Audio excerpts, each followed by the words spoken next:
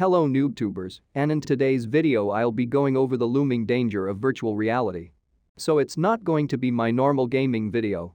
And no, the danger is not damage to your eyes from having a screen literally inches from your face.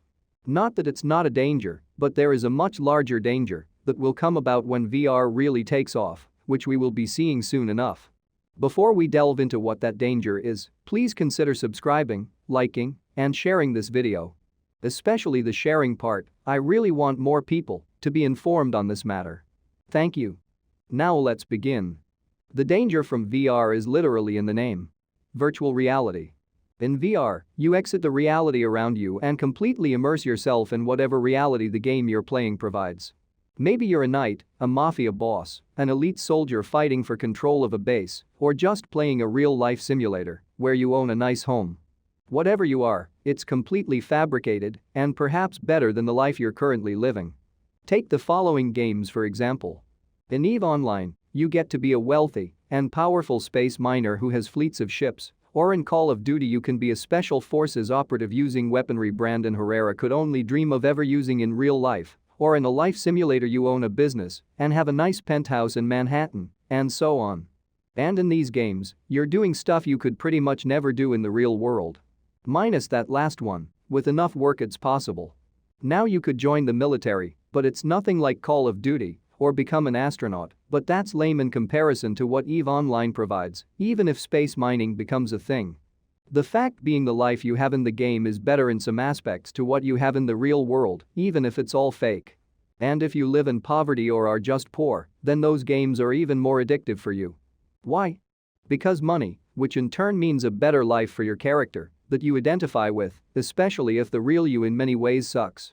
In those games, you do tasks, kill, or harvest resources to make money. Whereas in real life, you work a 9 to 5 making a fraction of what you make online, if the game currency and the dollar, or whatever currency you use, are equal. Unemployment is also not a real thing in video games. At least to my knowledge, so that's one stress point removed. And in those games, you don't pay taxes, you don't pay bills, and any danger you face means nothing, because you'll just respawn if you're killed. There is no direction other than up in the game world. Games take all the risk out of working and only provide a reward, regardless of how bad you are at the game.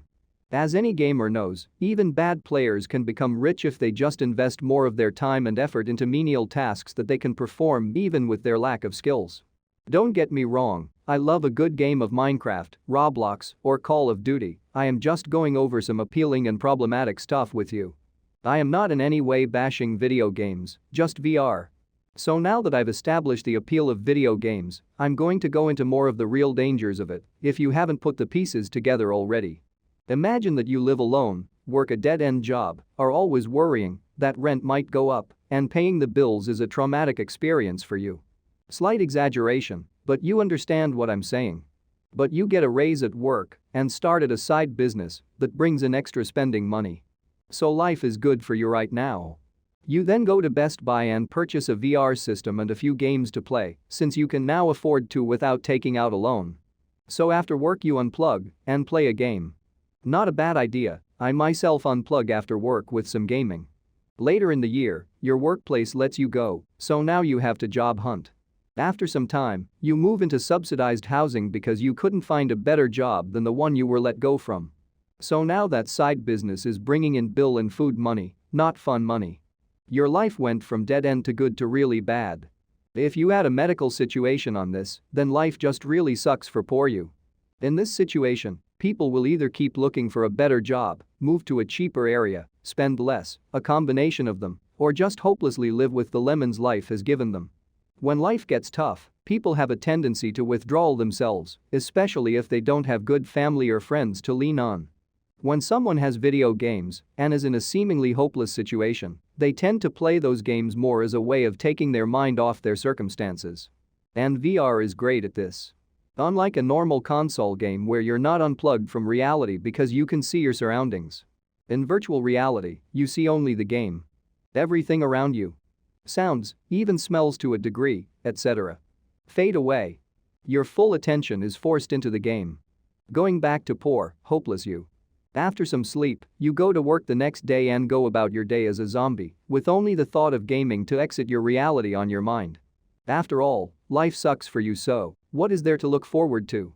I know that this is an exaggeration and will not be the norm for most VR users, and I'm not saying that if you're poor and use VR you're going to become a hopeless addict. But like alcohol and drugs, VR provides an escape from reality that some people will abuse. And unlike drugs, it's legal, and unlike alcohol and drugs, it's much cheaper. And that's the danger of virtual reality. People in bad circumstances unplugging from the real world and into the virtual world, a virtual world they can make their own. Instead of improving their circumstances, some will choose to improve their in-game wealth and status. In the future, poverty is going to be a major issue. As manufacturing becomes even more automated and stores start using self-checkouts even more. Which we're already seeing. Unskilled workers, like cashiers, will disappear from the workforce. If you don't have a worthwhile college degree or a trade, then you have little hope of ever finding employment. And even if you are skilled in running a milling machine, for example, you still might not be able to find a job thanks to automation and high-levels competition. So the future will be like the past before unskilled manufacturing was a thing. If you were not educated in science, medicine, etc., a soldier, farmer, or tradesman, your options for employment were extremely limited. The future will be much the same. Unless you can find work as a server, you better pick up a wrench or textbook and get to know it well. Because you'll be making use of one of those in the career you pick. Now self-employment is always an option, and the internet has allowed for a boom in that sector that continues to this day, but not everyone can teach yoga online, write a popular book, or run a successful podcast. The point being, there are many opportunities out there, but the majority of people will not take full advantage of it or be able to make a living off of it. I'm not trying to be a prophet of doom. Trades aren't that hard to learn, robots need fixing, and some jobs pay for your college, so getting a good college degree isn't expensive. No situation is hopeless, and the future has a lot to be excited about.